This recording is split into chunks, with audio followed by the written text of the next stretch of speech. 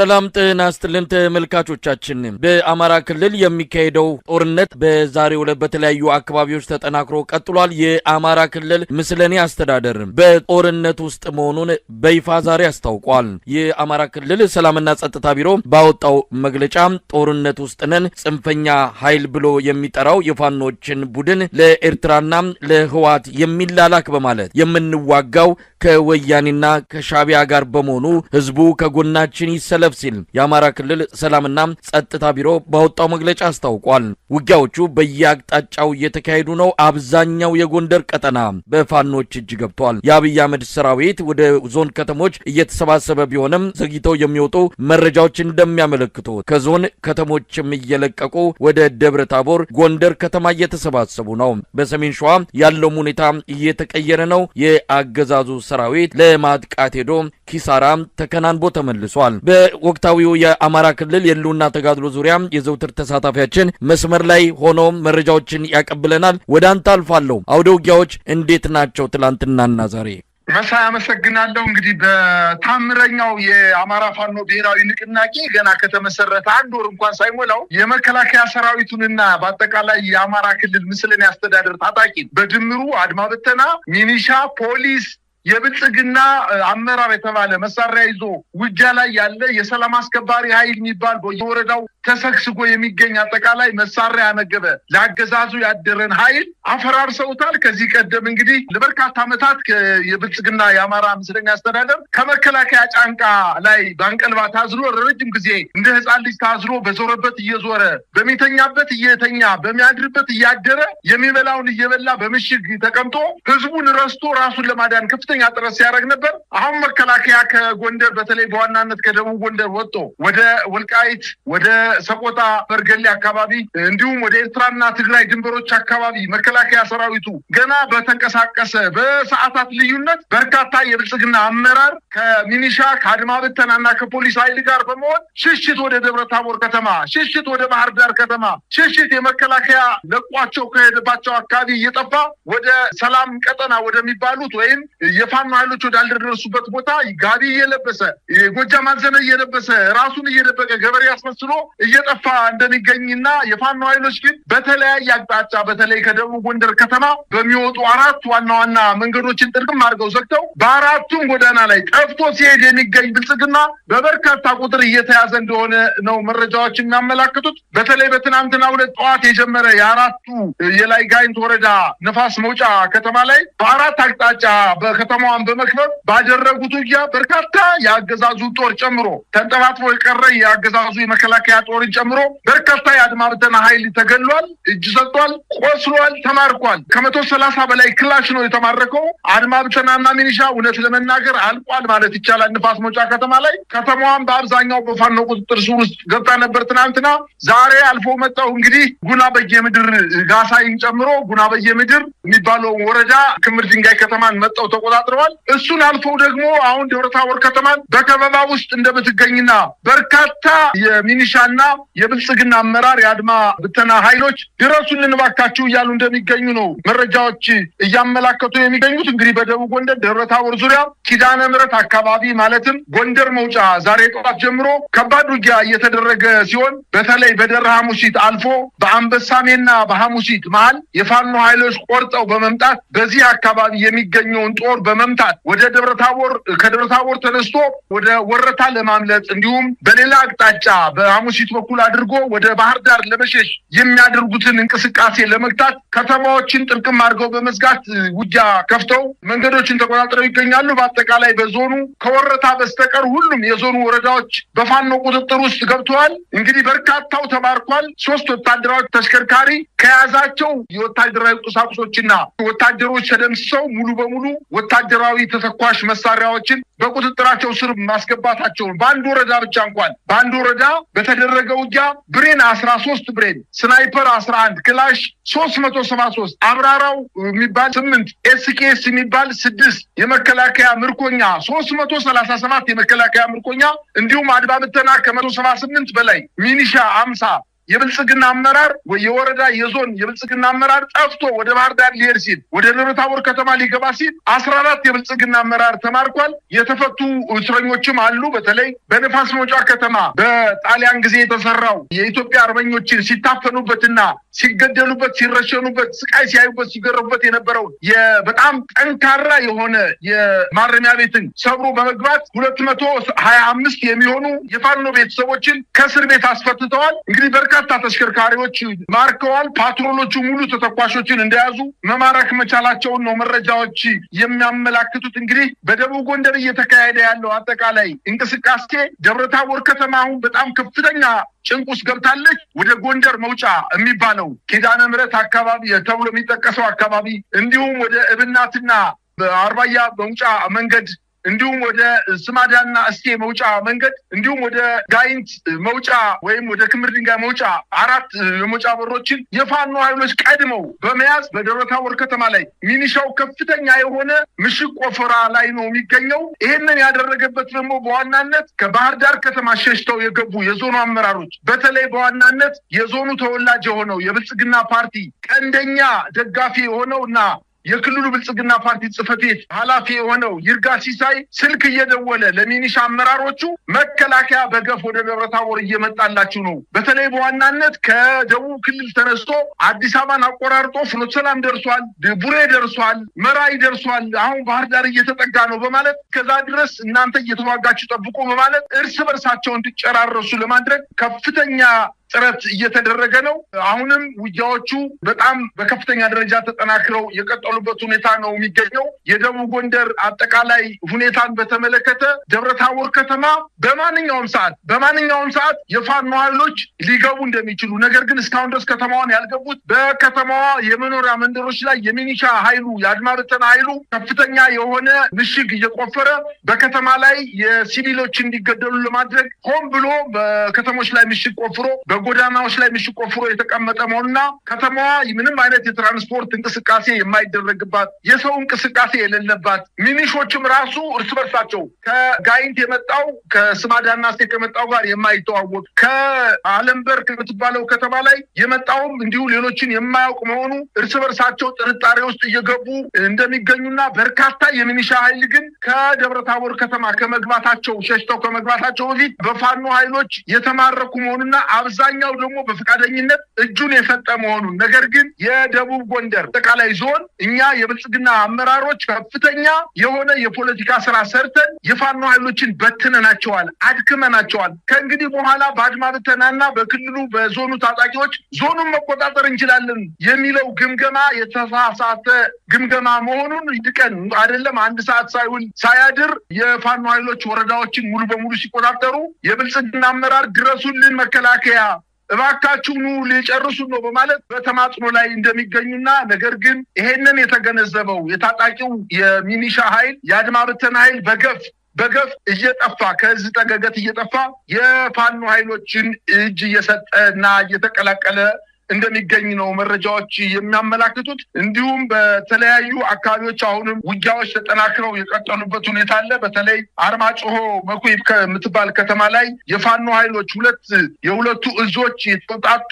2 ሻለቆች መኮይ ወደምትባለው ከተማ ዘልቀው በመግባት ከፍተኛ የሆነ ማጥቃት በመፈጸም በመኮይ ከተማ የነበረውን የአገዛዙን ጦር ካምፕ በማጥቃት ሙሉ በሙሉ መቆጣጠራቸውን አስታውቀዋል። ከ36 የሞርተር ቅንቡላ መማረካቸውና ስናይፐሮችንና ዲሽቃዎችን አንድ ሙሉ ወታደራዊ ተሽከርካሪ ተተኳሽ ጦር ካምፑ ላይ ማግኘታቸውንና በዛ የነበረው የመከላከያ ሰራዊትና የአድማ ብተና ኃይል ሙሉ በሙሉ መፍረሱንና ወደ ወረዳዋ ከተማ መሸሸት መቻሉን ነው መረጃዎች የሚያመላክቱት። አሁንም በጣቁሳ ወረዳ ድኩል 40 ከምትባለው ከጣቁሳ ከተማ 40 ኪሎ ሜትር ርቀት ላይ ወደምትገኝ ወደ ቋራ መንገድ ወደ ሻውራ መንገድ አማካይ በምትገኘው ድኩል 40 ከተማ ላይ ለሁለተኛ ተከታታይ ቀናት የአማራ ፋኖ ብሔራዊ ንቅናቄ ጎንደር ጠቅላይ ግዛት ጥቃት በመፈጸም በርካታ የመከላከያ ሰራዊትን መደምሰስ ድኩል 40 ከተማን መቆጣጠር ችሏል። ይሄው ጠቅላይ ግዛት እዙ በደምቢያ ሰቀልት በተባለ ቦታ ላይም ተወርሮ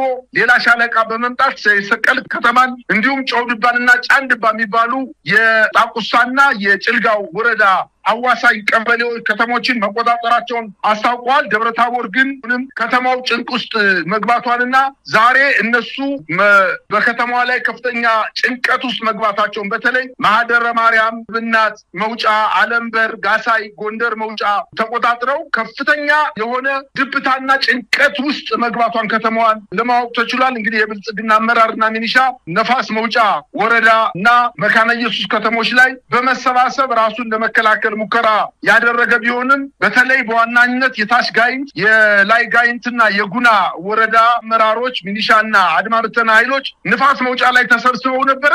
ነገር ግን ንፋስ መውጫን ተከታትሎ በመምጣትና በከተማዋ ከበባ በመፈጸም እነዚህ የአድማ ብተና የሚኒሻና የፖሊስ የብልጽግና አመራሮች ከፍተኛ ጉዳት እንደደረሰባቸው፣ በሌላ አቅጣጫ ደግሞ የሰዴ ሙጃ ወረዳና የስማዳ ወረዳ ወግዳ ከምትባለው ከተማ ላይ የብልጽግና አመራሮች የወረዳውን በጀት ሙሉ በሙሉ ከባንክ በማውጣት በመኪና ጭነው ሲሄዱ የባንኩን ገንዘብ ይዘው ወደ ባህር ዳር ለመሸሸት ጥረት ሲያደርጉ የፋኖ ኃይሎች ቆረጣ በመፈጸም በአንበሳሜ በኩል አቋርጠው ወደ ባህር ዳር እንዳይሸሹ በማድረግ በማፈን እነሱን የመለሷቸው ሲሆን በወግዳ ከተማ የነበሩት አመራሮች ተመልሰው ወደ ወግዳ ከተማ ሲሄዱ ከከተማዋ ተከታትሎ በመግባት በርካታ ሚሊዮን ገንዘብ በእጃቸው ማስገባታቸውን ለማወቅ ተችሏል። እንዲሁም የእስቴና አንዳቤት ወረዳ መካነ ኢየሱስ ላይ አሁንም ከፍተኛ የሆነ ምት የተመቱ መሆናቸውን ነው መረጃዎች እያመላከቱ የሚገኙት። በሌላ ዜና በሰሜን ሸዋ አሁንም ውጊያው በጣም በከፍተኛ ደረጃ ተጠናክሮ እንደቀጠለና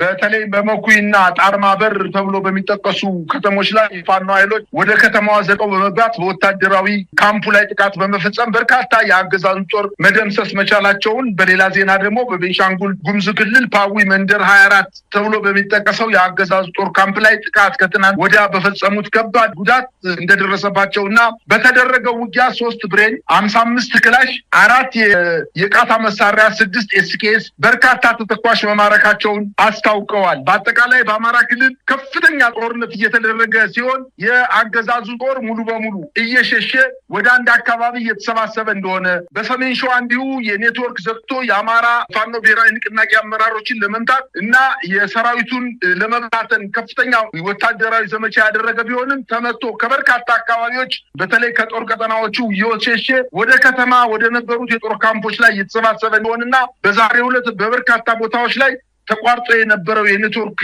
እና የስልክ አገልግሎት ተመልሶ ወደ አገልግሎት መጀመሩና በአጠቃላይ ጦርነቱ 11ኛ ጊዜ ዘመቻ ያወጀው ጦርነት ከሽፏል ማለት ይቻላል። መሳይ እንግዲህ ብዙ ነገሮችን ማንሳት ይቻላል። በአማራ ክልል ያለው ቀውስን በአጠቃላይ ጦርነቱ ወዴት እያመራ እንደሆነ ግልጽ ሆኖ ለኢትዮጵያ ሕዝብም ለዓለም አቀፉ ማህበረሰብም እየታየ ይገኛል። አብይ አህመድ ከውጭም ከውስጥም እሳት እየለኮሰ ነው። ዛሬ የወጣው የሮይተርስ ዘገባ የሚያመለክተው አብይ አህመድ በሱዳኑ የእርስ በርስ ጦርነት እጁን ማስገባቱን የሚያረጋግጥ ነው። ቤኒሻንጉል ጉሙዝ ክልል ለአማጺው የማመድ ደጋሎ ኃይል የጦር ሰፈር መስጠቱን የተመለከተ ዘገባ ነው በሮይተርስ የተመለከተው። እንግዲህ መረጃው ሾልኮ ወጥቶ ነበረ፣ በተለያዩ ጊዜ ይገለጽ ነበር። አሁን ሮይተርስ ባደረገው የምርመራ ዘገባ ይህንን ክስተት አጋልጦታል። ዓለም በዚህ ጉዳይ ላይ ምን አይነት ምላሽ ይሰጣል አብረን የምናየው ነው። አብይ አህመድ ኢትዮጵያ ውስጥ በተለያዩ ክልሎች ጦርነት ውስጥ ይገኛል። በዙሪያው ደግሞ እንደዚህ ባሉ የሱዳን የእርስ በርስ ጦርነት ውስጥ የተባበሩት አረብ ኤሚሬትስን ፍላጎት ለማስፈጸም ደፋ ቀና እያለ መሆኑን ነው የተረዳ ነው። እንግዲህ በአማራ ክልል የሚካሄደው ውጊያ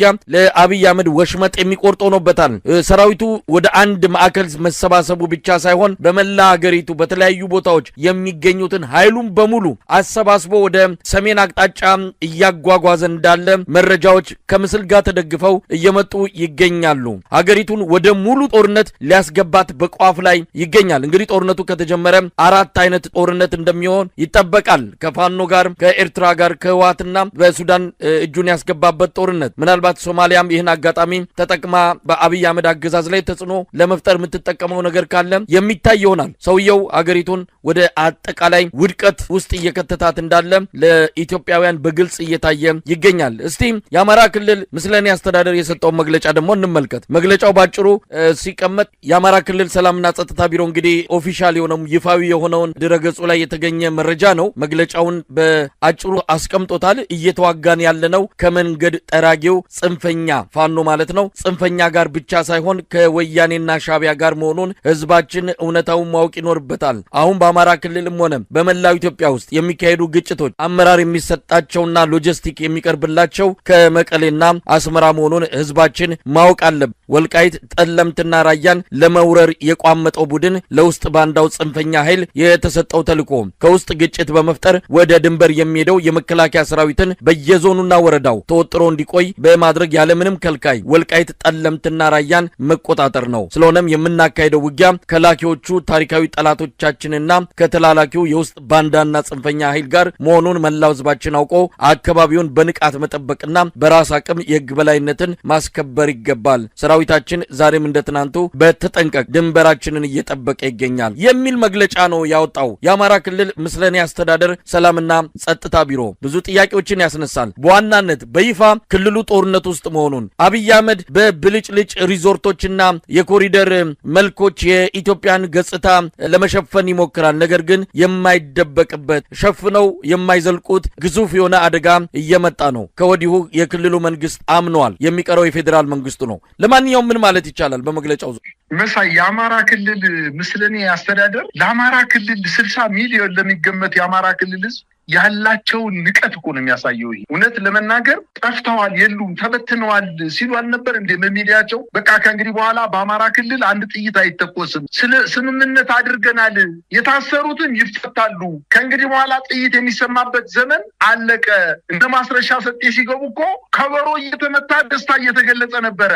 አሁን እነሱ የዛሬ 30 ምናምን ዓመት አባታቸው ኢህዴን ከህወሓት ጋር ሆኖ መንገድ ጠርጎ እንደሚገባው ዘመን እኮ አይደለም። የአማራ ፋኖ ብሔራዊ ንቅናቄ ከማንም እገዛ እያገኘ ያለ ድርጅት አይደለም። የማንንም ጉዳይ አስፈጻሚና ተልዕኮ ተሸካሚ አይደለም። ምናልባት ይህ የሚጠረጠረው የአማራ ክልል ምስለኔ አስተዳደር አንድ ቀንም በአማራ ክልል እየተገደለ ያለን ንጹሃን ገበሬን ምንም አያውቅ። ምናልባትም የደቡብ ጎንደር አካባቢ ወይም ሰሜን ሸዋ አካባቢ ብንሄድ አንድ በጣም የገጠር ወረዳ ወይም ንዑስ ቀበሌ ከሚባለው ቦታ ላይ የተገደሉ ሰዎችን ከመሞታቸው በፊት የዞኑ አስተዳዳሪ አይደለም የወረዳው አስተዳዳሪ ማን ነው ለምጠይቃቸው የማያውቁ ሰዎች ናቸው። የኢትዮጵያ ፖለቲካ ወደ ምዕራብ ሂድ፣ ወደ ምስራቅ ሂድ፣ ወደ ቶሮንቶ ሂድ፣ ወደ ገነት ሂድ የማያውቁ ግለሰቦች ናቸው እኮ እየተገደሉ ያሉ። እነን መገደል አንድ ቀን ለህዝቡ ተቆርቆሮ ይሄ አገዳደል ትክክል አይደለም፣ ተገቢ አይደለም፣ እንደ ወንዶቹ መሳሪያ ይዛችኋል፣ የፋኖ ኃይሎችን በዛው በውጊያው ቀጠና ላይ ምቷቸው፣ ሰላማዊ ሰዎችን አትግደሏቸው ብለው ያውቃሉ እንዴ? ሌላውን ተው፣ ሰሜን ሸዋ ርቋቸዋል። ለአማራ ክልል ምስለኔ አስተዳደር ሰሜን ሸዋ፣ ሰሜን ወሎ፣ ደቡብ ጎንደር ርቋቸዋል። ባህር ዳር ከተማ ላይ ቀበሌ 14 ላይ አባይ ማዶ ቤዛዊት ቤተመንግስት ላይ የባህር ዳር ከተማ ወጣት ለፍጥኝ እየታሰረ በሌሊት እየተገደለ ማን እንደገደለው ሳይታወቅ እያመጡ እየጣሉ ዶክተሮችን ትልልቅ በሀገር ደረጃ ተቀባይነት ያላቸውን ሰዎች እየገደሉ አንድ ቀን በሚዲያ ላይ ወጦ ተናግሮ የማያውቅ ምስለኔ አስተዳደር ዛሬ ስለ ወልቃይትና ስለ ራያ ስለ ጠለምትና ስለ ጠገዴ እሱ ተቆርቋሪ ሆኖ ፋኖ ልክ ጉዳይ አስፈጻሚና መንገድ ጠራጊ አድርጎ መስጠቱ ይሄ ትግልን ለማጣጣል አይደለም። ፍርሃት ላይ እንደሆኑና ስጋት ላይ እንደሆኑ እድሜያቸው አጭር ነው። ምናልባትም ከዚህ በፊት ከአንተ ጋር ስንነጋገር በዚህ በአባባል ደረጃ 11ኛ ሰዓት ነው ማለት እያለቀ ነው ማለት ነው። ነገር ግን አሁን የፋኖ ኃይሎች 11 ተኩል ወይም 12ኛው ሰዓት ላይ እንደደረሱ ነው። በአጠቃላይ በአንድ ዞን ደረጃ በደቡብ ጎንደር ከፍተኛ የሆነ የሰራዊት ድምሰሳ ተፈጽሞ አካባቢው ሙሉ በሙሉ መቆጣጠራቸውንና እነሱ ከአንቀልባ ላይ ወርደው አንድ ቀን ማደር እንደማይችሉ ከመከላከያ ጀርባ ላይ ልክ እንደ ኮዳ ተንጠልጥለው የመከላከያ ኮዳ ውሃ ይዞባት የሚሄደው ኮዳ የትኛውም ቦታ ሲሄድ ከክላሹ ባልተናነሰ ሁኔታ በኮዳ ውሃ መሙላቱና ከወገቡ ማሰሩ ነው አንድ ወታደር ጠንካራ ወታደር የሚባለው። ልክ እንደ የኮዳ ስም የወጣለት የአማራ ክልል ምስለኔ አስተዳደር ሰራዊቱ በሄደበት ቦታ ሁሉ ሲሄድ ያለ መስሎት ከሆነ እንግዲህ ትናንትናና ዛሬ በዚህ 3 ቀናት ውስጥ በደቡብ ጎንደር፣ በሰሜን ሸዋና ምዕራብ ጎንደር፣ በምዕራብ ወሎ አካባቢ እየተደረጉ ያሉ ጦርነቶች ብልጽግና ጉም መዘገን የማይችል በአየር ላይ ያለ ጉም እንደሆነ እኮ አወቅን። በቃ ተበተነ እኮ በቃ ተበትኖ መውጫ ቀዳዳቶ ጎጃም አዘንና አሮጌ ጋቢና ቁምጣ ሱሪና ከዘራ ሽመልና ቆንጥር ጫማ እያደረገ እኮ ወደ ከተሞች፣ ወደ ገጠር ከተሞች፣ ወደ ቤተሰቦቹ ለመሸሸት ከፍተኛ ጥረት ሲያደርግ አየነው እኮ። ስለዚህ በፍጹም የአማራ ክልል የሰጠው መግለጫ ለአማራ ክልል ህዝብ ከፍተኛ ንቀትና አስተሳሰቡን ዝቅ አድርጎ የማየት ሁኔታ እንዳለ ነው። ምናልባት የራሳቸውን ዘመዶች እና ይርጋ ሲሳይ በደቡብ ጎንደር ቤተሰቦቻቸውን ይጠይቁ። እልል እያለ ነው ሰራዊቱ ሲወጣና የፋኖ ኃይሎች ወደ ከተማ ሲገቡ እንግዲህ በኋላ እንዳትወጡብን ብሎ በቄስ በመነኩሴ በሸህ እያስጠየቋቸው ያሉ። አልቀናል፣ ደክመናል፣ መከላከያው ገደለን፣ ዘረፈን፣ ልጆቻችንና ሚስቶቻችንን ደፈረ፣ ወንድ ልጆቻችንን ከፊታችን ላይ ለፍጥኛ አስሮ ረሸነ፣ እህላችንን አቃጠለ፣ ከብታችንን አርዶ በላ፣ ጎተራችንን በሙሉ አውጥቶ እህል ሸጠብን፣ ከሞሰብ ያለ እንጀራ እና ከድስት ያለ ወጥ እየገለበጠ በላብን። እኛ እንደዚህ ነበርን ወይ? ውለታችን ይሄ ነበር ወይ? ከትግራይ ክልል ተባሮ ሲመጣ እንዴት አድርገን ነው መከላከያውን የተቀበልነው? ራቁቱን ሲመጣና በረሃብ 3 ቀን 4 ቀን እግር መንገድ ሲመጣ ከእንቅላችን ውስጥ እርጎ አውጥተን ቅቤ መተን ትኩስ እንጀራ አውጥተን አብልተን የልጆቻችንን ጋቢና ኩታ አልብሰን አይደለንም ወይ ለመንግስት ያስረከብነው? ይሄ ነው ወይ የሚገባን? አሁንም እናንተ የምትወጡ ከሆነ ተመልሶ ያጠቃናል በማለት ህብረተሰቡ ከፍተኛ ደስታ ውስጥ እንደሚገኝ ነው መረጃዎች እየደረሱን የሚገኙት። ስለዚህ የአማራ ክልል ምስለኔ አስተዳደር ያወጣው መግለጫ ከመግለጫ ደረጃ ያልደረሰ ፍርሃት የወለደው ከፍተኛ የሆነ ጭንቀት ውስጥ እንደገቡ የሚያሳይ ነው። ደግሞ ከነሱ ብሶ የኤርትራና የትግራይ ጉዳይ አስፈጻሚ ኤርትራና ትግራይ ተደምረው የአማራን ሩብ እኮ ያክሉ፣ የአማራን ህዝብ ሩብ ያክሉ። የአማራ ክልል ህዝብ ትልቅ ህዝብ ለሀገር ባለውለታ የሆነ አትግደሉ ብሎ ለረጅም ጊዜ ሲማጸነው ለጦርነት እንዳንገባ እባካችሁ በጅራፍ እያጮኸ ባህርዳር ከተማ ላይ ለምኗል። የመጨረሻችን ነው፣ ከእንግዲህ በኋላ ጅራፍ ይዘን አንመጣም፣ ከእንግዲህ በኋላ ምንሽራችን ይዘን ነው የምንወጣ እያለ ሲጠይቅ እምቢ ብለው ዛሬ የመንገድ ጠራጊ ያላቸው በጣም ነው የሚያሳዝነው። ነገ ይሄ የተናገሩትን ነገር ነገ ይተፋታል ተመልሰው እና በአጠቃላይ ጭንቀት የወለደው ነው ማለት ነው የምችለው። መሳይ እንግዲህ አሁን ያለው ሁኔታ የመጨረሻው ሰዓት የደረሰ ይመስላል። በተለይ አማራ ክልል ላይ ያለው ውጊያ አገዛዙ የተለያየ መልክ ይስጠው የተለያየ መገለጫ አድርጎ ለደጋፊዎቹ የሚናገረው ነገር ሌላ ነው። መሬት ላይ የሚታየው ነገር ደግሞ እውነት ለመናገር 11ኛው ሰዓት ከዛም ባለፈ መልኩ ሊገለጽ የሚችል ነው። አብይ አህመድ በየካምፑ በየማሰልጠኛው ያሉ ገና የገቡ በየአቅጣጫው ያሉትን የጦር ሰራዊቱን በጣም አስገራሚ ነገር የሆነው ቁስለኛ ሆነው የተወሰነ መተኮስ ይችላሉ ያላቸውን ከቁስለኛ ካምፕ ሁሉ ጭምር ነው ሚንስ ቤት ከምግብ ቤት የምግብ ቤት ሰራተኞችን ሳይቀር መለዩ አስለብሶ የጫነ ወደ ጦር አውድማ እያጓጓዘ ይገኛል። የት እንደሆነ መዳረሻቸው አይታወቅም። እንግዲህ ከአማራ ክልል በራሳቸውም ጊዜ ይሆን ተመተው እየወጡ ነው። በተለያዩ አካባቢዎች መንቀሳቀስ አልቻሉም።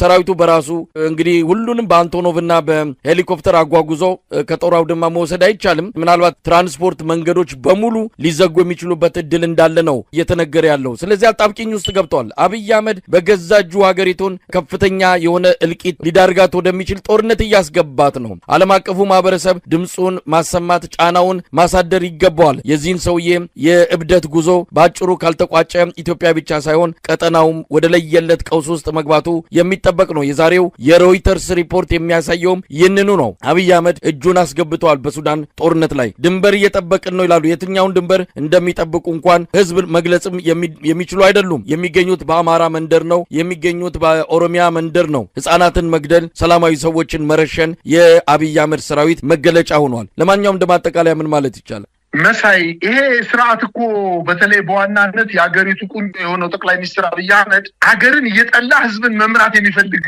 መሪ ነው። በአጠቃላይ ህዝብን ወደ ውርደት ያመጣ መሆኑን እኮ ዛሬ የሮይተርስ ዘገባ እኮ ጦርነቱ በኢትዮጵያ ብቻ አይደለም ቀጠናዊ ለማድረግ ከፍተኛ ጥረት እየተደረገ ነው። በትግራይ አካባቢም ጦርነቱን ለማስፋት ጥረት እያደረገ ያለው በፋኖ ኃይሎች ከፍተኛ ሽንፈት ስለደረሰበት የአማራ ክልል ሙሉ በሙሉ ለቆ በመሄድ ቀጠናዊ የሆነ የድንበር ሀገሮችንና ጎረቤቶችን በመተናኮስ ለዓለም አቀፍ ሀገራትና መንግስታት አቤት ለማለት ካልሆነ በስተቀር ይሄ ራሱን ወንበሩን ማስጠበቅ ያልቻለ የብልጽግና መንግስት እንዴት አድርጎ ነው ድንበርን ሊጠብቅ የሚችለው? አሳልፎ እየሰጠ በፍቃደኝነት አሳልፎ እየሰጠ ከኢትዮጵያ ህዝብ ውክልና ሳያገኝ ድንበርን እናንተ ይህን ድንበር ውሰዱ፣ እናንተኛዎቹ ሀገሮች ደግሞ ይህን ድንበር ውሰዱ እያለ በጅቡቲ ሳይቀር አስንቆ የኢትዮጵያን 130 እና 140 ሚሊዮን የሚገመትን ገንዘብ የበሬ ግንባር ምታክል በጣም ጥቂት በኢትዮጵያ ሙሉ በሙሉ ጥገኛ የሆነች ሀገር በድሮንና በሄሊኮፕተር ወደ ኢትዮጵያ ድንበር ጥሳ በመግባት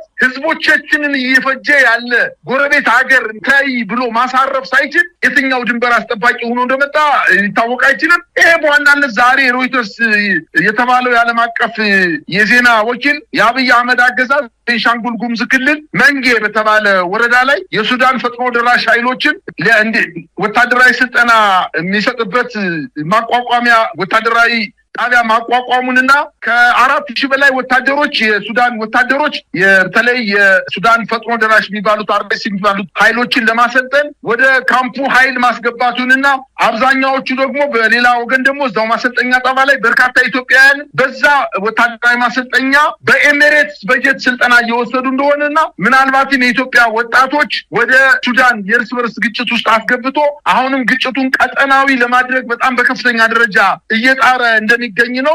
እንግዲህ በተባበሩት አረብ ኤሚሬትስ ከፍተኛ ወታደራዊ ድጋፍ በማግኘት በሱዳን የውስጥ ግጭት ከፍተኛ ደም አፋሳሽ ጦርነት እየተደረገ በሚገኝበት አካባቢ እጁን አስገብቶ ከፍተኛ የሆነ በሀገራችን ላይ ውርደት እንድትከናነብ ለማድረግ ነው እየሰራ የሚገኘው። እንግዲህ የቤቱን ማማሰል ሲያቅተው የሌላ ሀገር ሄዶ ለማማሰል ጥረት እያደረገ እንደሆነና የአብይ አህመድ አገዛዝ በቀጠናው ትርምስ እንዲፈጠር ሌት ተቀን እየሰራ እንደሆነና በተለይ በዋናነት ከ600 በላይ ድንኳኖች የተጣሉ እንደሆነ ቤት የተሰራበት ማሰልጠኛ ጣቢያ እንደሆነ እና በተለይ ካምፑ 10,000 ሰልጣኞችን ማሰልጠን የሚችል መሆኑ ከዲፕሎማቲክ የመረጃ ልውውጦች አገኘሁት ባለው መረጃ መሰረት በርካታ ላንድ ክሩዘሮችና ከባድ ተሽከርካሪዎች እንዲሁም የሱዳን ፈጥኖ ደራሽ አሃዶች በካምፑ ውስጥ እንደሚገኙ የኤሚሬትስ አሰልጣኞች ወደ ካምፑ መግባታቸውን ጥቅምት ወር ላይ ደግሞ የኤሚሬትስ የሎጂስቲክስ ኩባንያ ጎሪካ ግሩፕ የተባለ አርማ ያዘለ ከባባድ ተሽከርካሪዎች በአሶሳ በኩል አድርገው ወደ ማሰልጠኛው ሲገቡ መታየታቸው ይህ የሮይተርስ ዘገባ አንድ የኢትዮጵያ መንግስት ከፍተኛ ባለስልጣንን ማኝ ጠቅሶ እንደዘገበው ለመረዳት ችለናል። እንግዲህ ግንባታውን የኤሚሬት መንግስት ወይም የተባበሩት አረብ ኤሚሬት መንግስት በገንዘብ እንደደገፈው ወታደራዊ አሰልጣኞችን እና የወታደራዊ ቁሳቁሶችን ድጋፍ ይህቺው ሀገር ኤሚሬትስ እንደደገፈች ከባለፈው አመት ሚያዝያ ወር ጀምሮ የደን ምንጠራ በወታደራዊ ማሰልጠኛው ላይ የደን ምንጠራና የብረት ጣሪያ መትከል መቻላቸውንና ቁሳቁሶችን ማስገባታቸውን ከ640 በላይ ድንኳኖች መጣራቸውን በሳተላይት ባገኘሁት ባለው መረጃ መሰረት አሰራጭቷል። ይሄ እንግዲህ በአጠቃላይ ስንመለከተው ቀጠናዊ የሆነ ትርምስ ለመፍጠር የተባበሩት አረብ ኤሚሬትን ጉዳይ በአገር ውስጥ በሱዳን ጣልቃ በመግባት ጉዳይ አስፈጻሚ በመሆን የድለላ ስራ ብቻ እየሰራ እንደሆነ ነው መረጃዎች እያመላከቱ የሚገኙት። እንግዲህ በኋላም ምልምሎችን የያዙ 126 ተሽከርካሪዎች ሲጓዙ ሁለት ባለስልጣናት የክልሉ አካባቢ ባለስልጣናትን ጠቅሶ ሮይተርስ ዘግቧል። ተሽከርካሪዎቹ እያንዳንዳቸው ከ50 እስከ 60 ሰልጣኞችን ይዘው ተጉዘዋል በማለት በሳተላይት ምስልም 18 ከባባድ ተሽከርካሪዎች በማሰልጠኛ ጣቢያው ላይ በሳተላይት መመልከቱ እነዚህ 18 ተሽከርካሪዎች ከዚህ በፊት የኢትዮጵያ ወታደሮች ከቦታ ቦታ ሲንቀሳቀሱ የሚጠቀሙባቸውን አይነት የመኪና ወይም የተሽከርካሪ አይነቶችን እንደሚመስሉና በአጠቃላይ በቅንጅት የኢትዮጵያ መንግስትና የኤሚሬት መንግስት በሱዳን የውስጥ ግጭት ውስጥ እጃቸውን አስገብተው የቀጠናዊ ትርምስ እንዲፈጠር ለማድረግ ከፍተኛ ጥረት እያደረጉ ነው በማለት ጠቅሷል። ከካምፑ ወይንም 53 ኪሎ ሜትር ርቀት ላይ የሚገኘው የአሶሳ ኤርፖርት ላይ ባልተለመደ ሁኔታ ኤርፖርቱ ላይ ከፍተኛ የሆኑ ግንባታዎች እንደሚፈጸሙና ምናልባትም የተባበሩት አረብ ኤሚሬት ከፍተኛ እና የኢትዮጵያ አየር መንገድ ከፍተኛ የቃጫኝ አውሮፕላኖች ማሳረፍ የሚችል የግንባታ ስራዎች እየተሰሩ እንደሆነና ቀጠናዊ ትርምሱን ዘለቄታው ለማስፋት የኤሚሬትን ጉዳይ ለማስፈጸም ታትሮ እየሰራ እንደሆነ ነው የሚገኘው። ይሄ ከኢትዮጵያ ፍላጎት ውጪ መሆኑንና በአጠቃላይ ኢትዮጵያ በቀጠናው ላይ ረባሽ መንግስት እንዳላትና ይሄን መንግስት ማጋለጡን ነው ሮይተርስ ዛሬ በዘገባው ያመላከተው። መረጃዎች አሁንም እየመጡ ይገኛሉ። በተለይም የአብይ አህመድ አገዛዝ ከፍተኛ የሆነ አፈሳ እያከናወነ ነው። ማንኛውም እድሜው የደረሰም ያልደረሰም ወጣት እየታፈሰ ማሰልጠኛ ካምፖች በቀጥታም ወደ ግንባር እንዲሄድ እየተደረገ ነው። እንግዲህ በማስ በእንደዚህ በብዛት በቁጥር ወደ ጦርነቱ ለመማገድ ውሳኔ ላይ የደረሱ ነው የሚመስለው። ከዚህ በተጨማሪ ተሽከርካሪዎችን በግዳጅ የወሰዱ እንደሚገኙ ነው የተሰማው። የብልጽግና የመከላከያ የፌዴራል ፖሊስ የትራፊክ ፖሊስና የብሔራዊ መረጃና ደህንነት አገልግሎት በቅንጅት ሆነው ትራንስፖርት አገልግሎት የሚሰጡትን በአዲስ አበባ ከተማ የሚገኙ ከባድ የደረቅ ጭነት ተሽከርካሪዎችንና እንደዚሁ ሎቤዶችን በግዳጅ በመሰብሰብ ወደ ተለያዩ የመከላከያ ካምፖች እየወሰዷቸው እንዳለ ዛሬ መጣ መረጃ ያመለክታል። አዳማ፣ ናዝሬት፣ ወደ ሐዋሳ፣ ጥቁሩ አካባቢ በሚገኙ ካምፖች የተወሰዱና እዛ እንዲቆሙ እየተደረጉ አሉ። ለግዳጅ ትፈለጋላችሁ ተብለው እንደተወሰዱ ነው የሰማ ነው። በአጠቃላይ ሀገሪቱን ወደ ጦርነት ለማስገባት አብይ የመጨረሻውን ፊሽካ ለመንፋት እንደተዘጋጀ ነው የምንሰማው። ሁኔታውን እንከታተላለን። በጣም ነው ማመሰግነው። መልካም ቀን። እኔም አመሰግናለሁ።